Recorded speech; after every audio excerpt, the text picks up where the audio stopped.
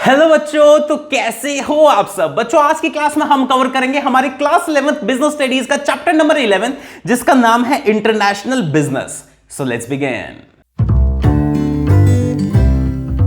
तो बच्चों शुरू करते हैं आज के चैप्टर को। सबसे पहले तो हम ये समझते हैं कि इंटरनेशनल बिजनेस होता क्या है।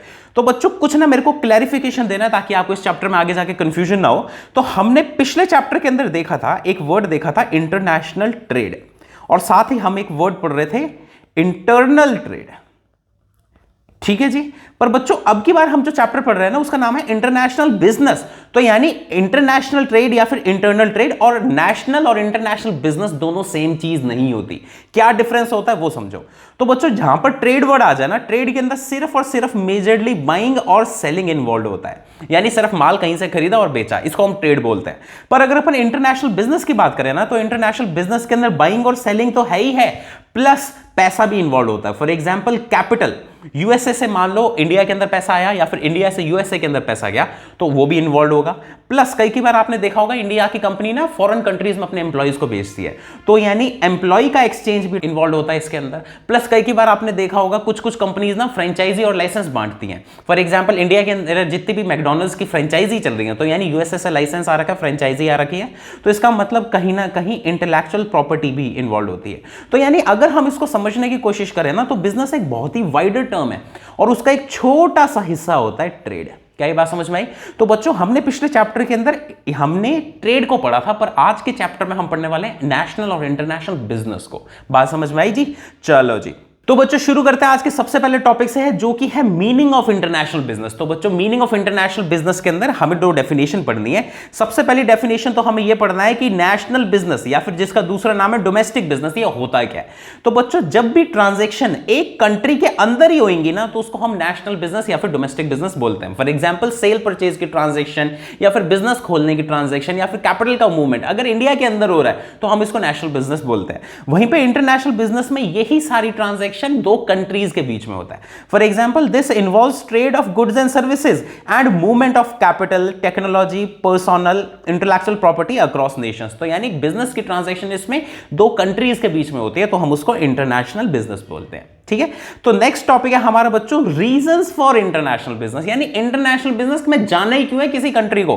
तो बच्चों उसके ना काफी सारे रीजंस होते हैं। तो सबसे पहला रीजन हम पढ़ते हैं, ये बोल रहा है no country can produce all goods and services efficiently due to unequal distribution of natural resources, labour and capital availability. इसका मतलब यह है कि कोई भी कंट्री हर चीज को बनाने में माहिर नहीं हो सकता।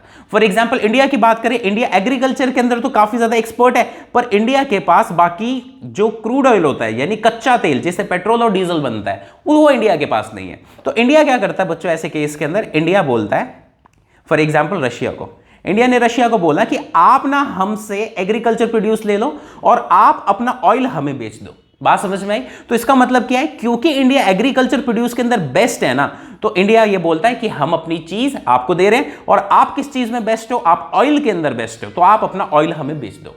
तो बात समझ में आती है कि कोई भी कंट्री हर चीज में बेस्ट नहीं होता है, हर किसी कंट्री में कोई ना कोई कमी होती है, इसीलिए उनको इंटरनेशनल बिजनेस में जाना पड़ेगा। अब हम नेक्स्ट चीज देखते हैं बच्चों, countries specialise in goods they can produce efficiently and trade for the rest leading to geographical specialisation. इसका मतलब यह है कि कंट्रीज जिस चीज में स्पेशल होती है ना, वो चीज ज्यादा बनाती है। फॉर एग्जांपल हम एग्रीकल्चर प्रोड्यूस ज्यादा बनाएंगे और हमारे पास जिस चीज की कमी होगी ना, हम वो कमी कैसे पूरी कर देंगे, हम अपने एग्रीकल्चर प्रोड्यूस दे देंगे सामने वाली कंट्री को और सामने वाली कंट्री से वो चीज ले लेंगे जिसकी हमें कमी है। फॉर एग्जाम्पल इंडिया किस किस चीज का इंपोर्ट करता है बताओ? इंडिया ऑयल का इंपोर्ट करता है, इंडिया डायमंड का इंपोर्ट करता है, तो ये वाली चीजें हम मंगवा लेंगे।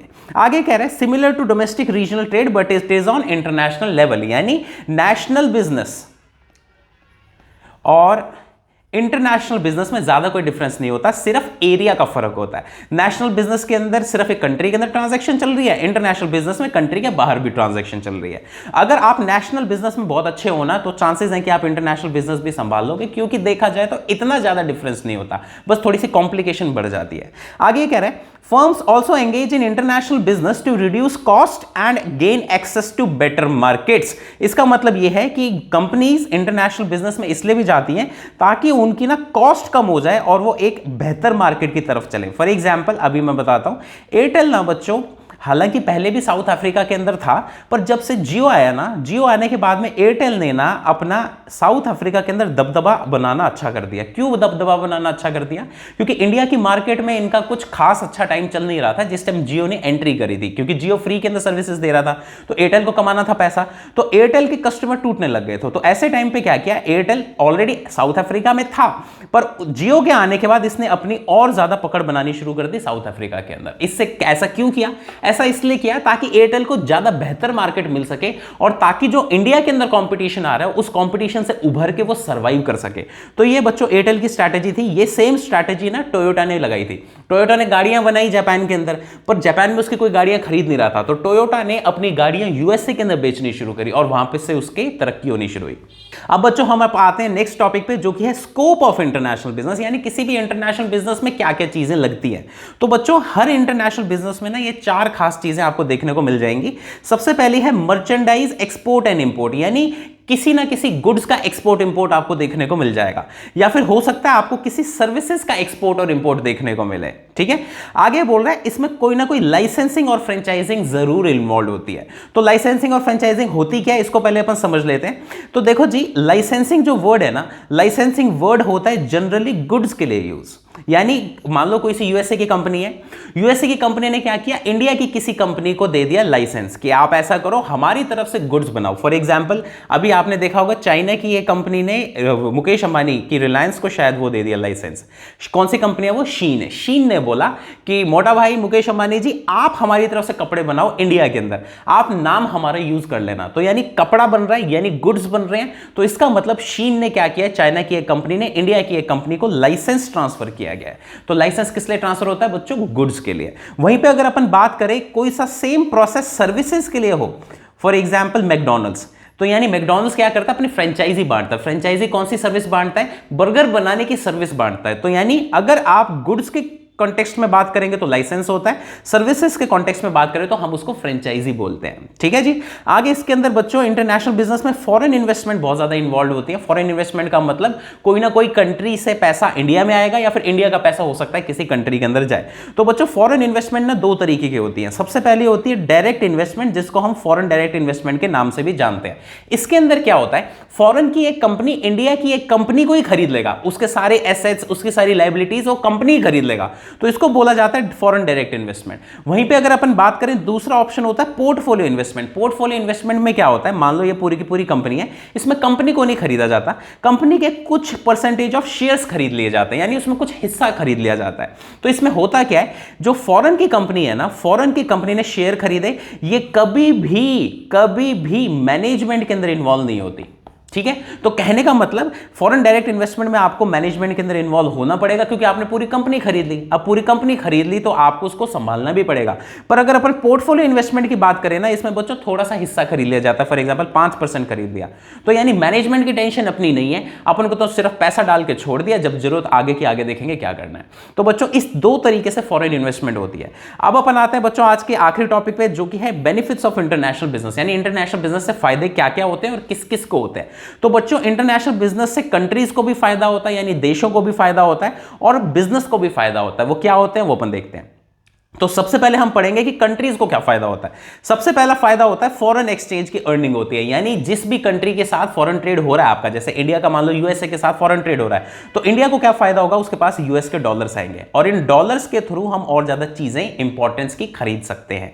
आगे बोल रहे हैं efficient use of resources. Efficient use of resources का मतलब यह है कि आप जिस चीज में बेस्ट हो, आप वही चीज बना रहे हो, इस करके आपके रिसोर्सेज का वेस्टेज नहीं होता, आप बेस्ट यूज करते हो अपने रिसोर्सेज का। पॉइंट नंबर 3 करें इंप्रूव्ड ग्रोथ एंड एम्प्लॉयमेंट, यानी जो भी कंट्री फॉरेन ट्रेड के अंदर, फॉरेन बिजनेस के अंदर इन्वॉल्व होता है, उसके अंदर एम्प्लॉयमेंट बढ़ता है, उसकी कंट्री की ग्रोथ होती है। आगे बोल रहा है हायर स्टैंडर्ड ऑफ लिविंग, यानी इंडिया के अंदर आप देखो हमारा स्टैंडर्ड ऑफ लिविंग कब बढ़ा, हमारी एलपीजी पॉलिसीज के बाद से बढ़ा, जिस टाइम से हमने अपने मार्केट को ओपन किया। क्यों? क्योंकि हमारे पास इंटरनेशनल प्रोडक्ट्स, इंटरनेशनल ब्रांड्स और लेटेस्ट टेक्नोलॉजी का हम यूज कर पा रहे थे। एलपीजी पॉलिसी से पहले सिर्फ एक एम्बेसडर नाम की गाड़ी होती थी, और आज के टाइम में आप देखो बतेरों गाड़ियां हैं आपके पास। तो कहने का मतलब आपका यानी सिटीजंस का स्टैंडर्ड ऑफ लिविंग बढ़ जाता है। अब हम देखते हैं बच्चों की बिजनेस को क्या फायदा होता है। बिजनेस को सबसे पहला फायदा होता है कि उनके प्रॉफिट ऊपर जाते हैं। दूसरी बात यह है कि उनकी जो खाली कैपेसिटी है ना, खाली कैपेसिटी यूटिलाइज होती है। फॉर एग्जांपल समझो, मान लो हम एक ऐसी फैक्ट्री डाल के बैठे हैं जिसके अंदर ना पर डे ना 100 यूनिट्स बन पाती है, ठीक है।